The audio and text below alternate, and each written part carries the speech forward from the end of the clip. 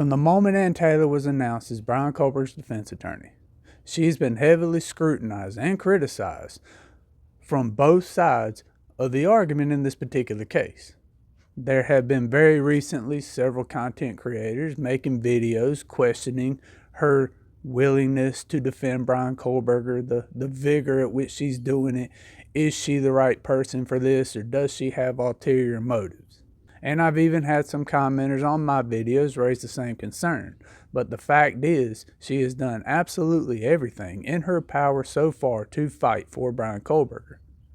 And keep in mind, it was a January article from the Daily Mail that stated she's previously dealt with something like this before. Maybe not a quad unaliving, but she had a client who was charged with unaliving somebody, and she was able to prove in court that an officer lied, and the person was acquitted. So to question her legitimacy is absolutely ridiculous in my opinion. And her whole fight for the IGG data isn't to sit here and necessarily say, okay, the police got it wrong. It is a foundational building block for her whole defense. And I'm going to tell you why. And if an open conversation is something you prefer, then this is the place for you. Welcome to The Point, so let's talk about it. Copyright disclaimer under Section 107 of the Copyright Act 1976. Allowance is made for fair use for purposes such as criticism, comment, news reporting, scholarship, and research. Fair use is a use permitted by copyright statute that might otherwise be infringing. Nonprofit, educational, or personal use tips the balance in favor of fair use. Yes, Ann Taylor was a graduate of the Vandals. She went to that school. That doesn't necessarily mean she is tied to some sort of conspiracy to have Bryan Kohberger charged for these crimes. In fact, it is not terribly uncommon, especially in these smaller states, these smaller cities, these smaller areas, to have attorneys who grew up in that state or near that area, went to a local college, and then pursued a degree in law, and would come back to the area where they grew up. I would also guess that it would be individuals who come from these Ivy League schools or who work in the corporate area of law that you tend to see located from one place to another, who have no ties to the area. So regardless of where she graduated, that isn't an indicator, and that isn't a clue, and that isn't something that says, okay, this person has ulterior motives. The fact of the matter is, a large percentage of attorneys go to colleges within their state to pursue a degree in law and work in their state. And there have been people who have said the whole reason for this IGG nonsense is a waste of time. It's a ploy. It has nothing to do with the police charging Bryan Kohberger for the crime. But y'all are absolutely wrong. Now, I'm not going to sit here and presume to be some sort of expert on investigative genealogy. In fact, it's a new process. It's a whole new science in terms of criminal law as far as we're all aware. So I'm also going to take a guess and say you're not an expert either. And let's not presume we know what her particular defense is, what her particular plan is. But how can she build a case for defense if she doesn't understand all the steps that led to the authorities linking that crime to Bryan Kohberger? The IGG information is a crucial step to this. It was, in fact, the first step in the overall DNA process to link him to the crime, which ties back to the knife sheath. So regardless of whether it was in the warrant, it was a part of what they used to charge him, it's irrelevant. It was one of the investigative tools. And her job is to cast doubt. Now, before you sit there and say, okay, all you want is Bryan Kohberger to get away from this, you don't want him to be charged, you want him to get off scot-free. That's absolutely ridiculous, because if the investigators did their job, if the prosecution does their job, and in a scenario where Bryan Kohberger did this, it would eliminate doubt. And if you think I'm wrong, you can let me know down in the comments below. But her dismantling this IGG stuff is just a small piece of the puzzle.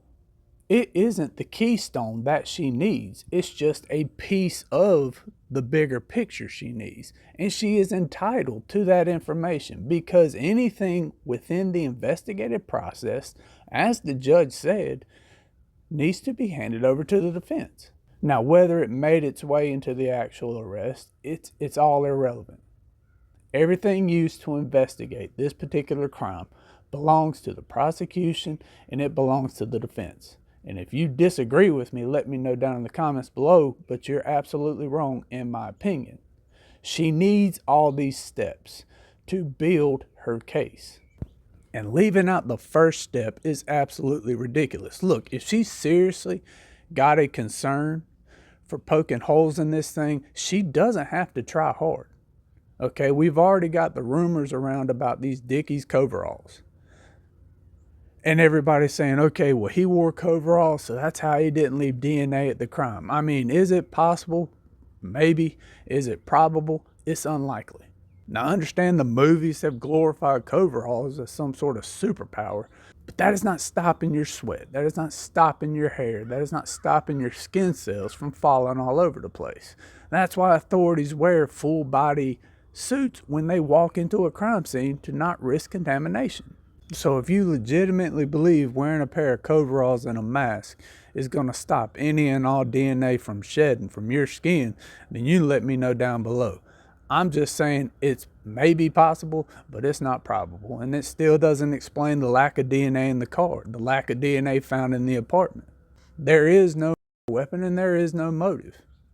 So she's got several avenues where she can cast doubt on this thing based off what the PCA has, and if we kind of read through the court documents to assume what the prosecution has. But for those of y'all who think she isn't fight for Bryan Kohberger, understand she didn't have to put up such a fight for this IGG stuff like she did. The judge has said there's no precedence within his realm where he can see something like this needing to be handed over to the defense.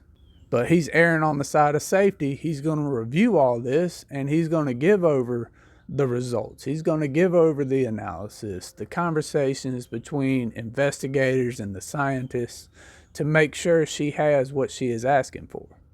And people have gone on here and said, well, the unidentified DNA was just her jumping on some sort of social media kick to drum up support. No, that's absolutely ridiculous. The unidentified DNA found in the home needs to be identified. Now, if you're saying, okay, it was identified by somebody who was cleared by the police, that's fine. Get that in writing, get it over to her, and it's a benefit. But to just simply say this DNA doesn't exist, it's not identified, we don't know the results are, is absolutely ridiculous. Look, there are several avenues she can attack and fight to cast doubt.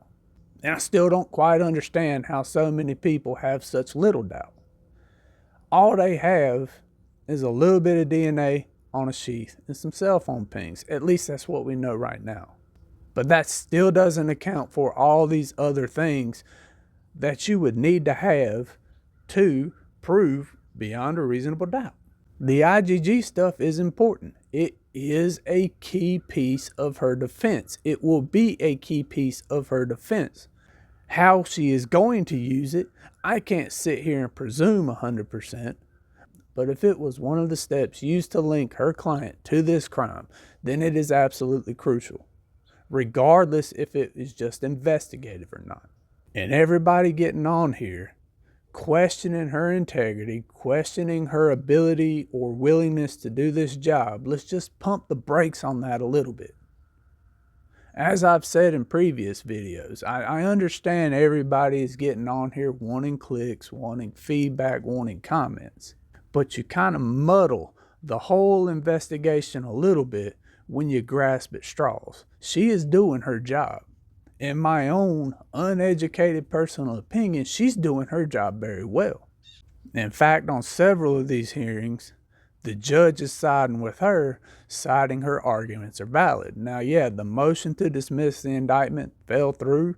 We all kind of knew that was going to happen, but the judge also said that has to be done at a higher level than his particular court. You know, like it or not like it, you know, the law is the law, and he has to operate within that law. And Ann Taylor is pushing and pushing and pushing. Thompson has gone on there and said it's been difficult for him to react to a laundry list of things. So that's why I've seen these videos questioning her ability, questioning her willingness, questioning her resolve. She has filed motion after motion for discovery.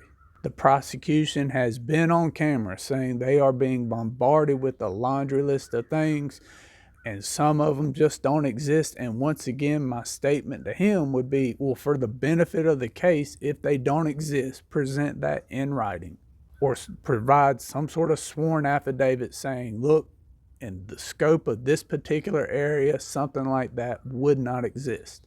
And unless you're willing to provide that, be ready for Ann Taylor to keep coming after you. I think she's doing a bang-up job. I think she needs to do a bang-up job if we are in pursuit of actual justice, if we are in the pursuit of the actual truth. And wanting somebody to get a fair trial is not wanting somebody to get away with unaliving somebody. It's just wanting the right person caught, the right person charged, and wanting them charged legally within our judicial system.